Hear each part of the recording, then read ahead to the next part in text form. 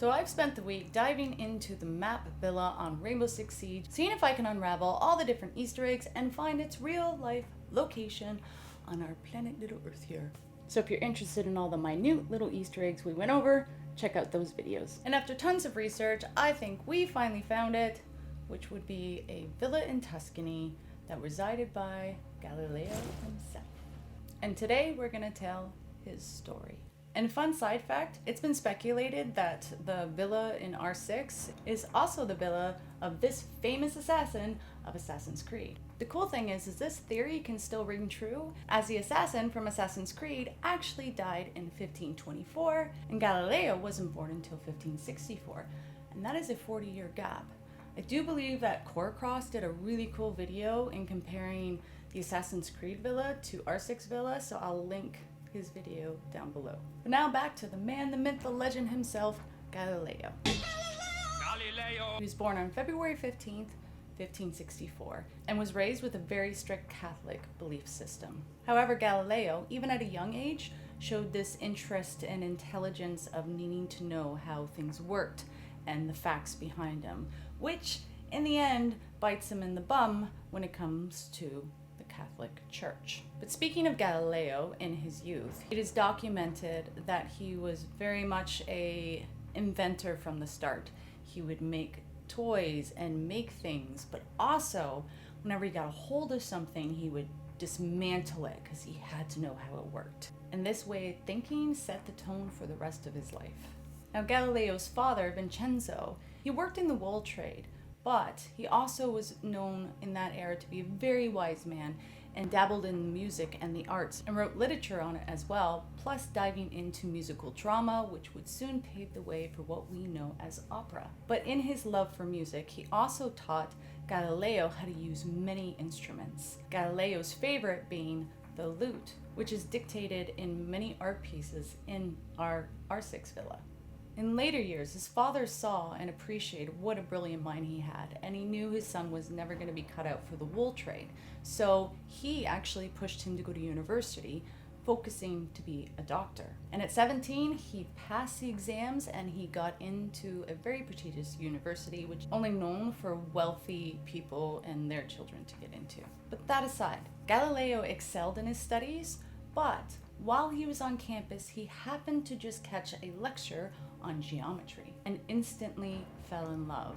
And though there was a lot of give and take, his father at the end recognized that there was no reason to push him to do a doctorate when his passion and his love was now with mathematics.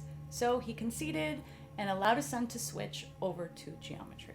Now, Galileo's thirst for knowledge ended up actually frustrating some of his professors, as he was never just okay with given fact. He wanted to, just like in his youth, dissect it and come to his own conclusion, even questioning some of Aristotle's most coveted theories. Now, in 1585, because of financial issues, he actually had to leave the university because the family and himself could not afford it anymore. So he came back home, but he didn't stop studying. He immersed himself and actually started getting noticed by some very important people. And through these connections, and again, as paintings, we can see these important connections in our villa, he actually got a career as a professor in geometry. Now, as a professor, he started to stir a lot of things. He made amazing inventions that he was honored for, but he also started questioning Aristotle in general. For instance, the rate of speed that objects fall to the ground. This caused him to gain respect from some people, but unfortunately also enemies. For instance, when another inventor made something for shipyards and he outright said the invention wasn't going to work. But unfortunately, this was a very highly respected family, very wealthy family, and when he called them out, and shockingly, he was right, it didn't work, that family wanted him gone. And they actually got their way, because soon after that, he retired. But when one door closes, another one opens. Galileo was actually offered an even better position, higher paying position elsewhere. Now, this move ends up being a keystone point in his life, and unfortunately also his demise. You see, at this new position, he happened to hear about a lecture where the earth actually rotates around the sun, not what the Catholic Church believes, which is the earth is the center of the universe. Now, even Galileo himself, when he heard about this lecture, scoffed at it at first. And he was like, he wasn't even going to appease it. But his students went to this lecture, and most of them were on the same page as Galileo. Nope, they didn't believe it, but there was one student that did. And that little seed in Galileo's head ended up opening the path to a road that would be his obsession for the rest of his life. You see, the more Galileo researched this theory, the more he started to believe in the theory. And it actually gave him the idea to invent the telescope in 1609. Now, the telescope ended up being a very, very prosperous thing for Galileo. So many people wanted it. It ended up being used for so many different things. But Galileo learned that Aeropostale was wrong. The moon wasn't smooth. It was rocky and had craters in it. There was nothing smooth about it. So then he started questioning everything about Aeropostale, and then also believing more and more into this theory that went against the church. He also figured out that Jupiter had 4 moons. He discovered the rings on Saturn. There were so many things that just rocked Galileo's foundation on what the church believed, which obviously started some issues. With favor starting to go against him, and people started whispering that it was trickery and that he was fooling people through the telescope somehow. It became a bit much for Galileo. But luckily at this time, he was actually approached for a different position that would allow him to move back to his hometown of Tuscany, Florence. So he took it. But unfortunately, his beliefs still caused such a stir within the church that in 1616, he was ordered to never speak of anything but the earth being the center of the universe again. Now in 1617, he actually became ill, and he ended up moving into a villa up on a hillside looking over Florence. Now this is the villa that I believe was inspired by R6 and is our villa in real life. But now we're going to jump ahead to 1624. At this point, there was a big shift when it came to the church, as a new pope, Pope Urban VIII, has now taken over. You see, there is a history there with Galileo and the Pope when he was a cardinal, and he actually supported most of his work. And again, his painting is in R6's villa. Galileo went and met with Pope Urban, and all seemed to be forgiven. Even after his last Inquisition, where he was banned to discuss this, he seemed to smooth it all over, and I think it helped having that past relationship with the Pope himself. Galileo ended up feeling that he could continue his work, but unfortunately that thought process would end up being a disaster. Galileo ended up going back to that villa in Tuscany and writing a Keystone Book.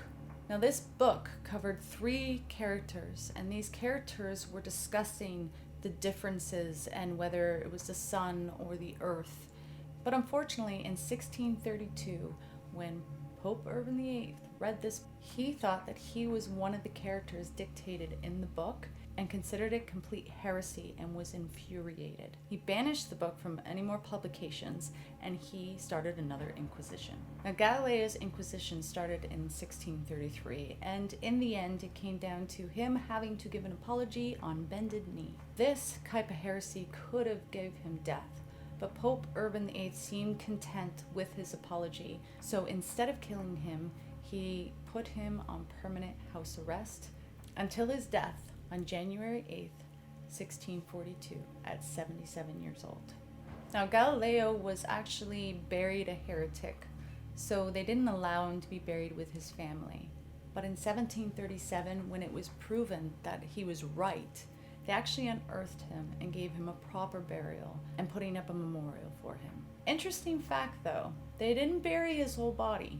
They kept 3 fingers and a tooth, which circulated between private collectors for a very long time. But my favorite part of this whole thing is that a museum actually has his middle finger encased in glass. It's kind of like a big F-U in a memorial type way. It's like he got like in the end he won. So I don't know, I thought that was really, really cool.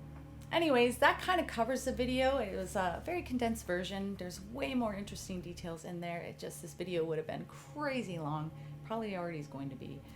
But I hope you guys enjoyed learning some of these details about Galileo. I hope you enjoyed the whole week of detective work, not even hypothetically figuring out where this villa is in real life. It has been a crazy week and a little bit of brain pains. But on that note, it is time to end this video here. As always, keep being freaking awesome, and until the next time.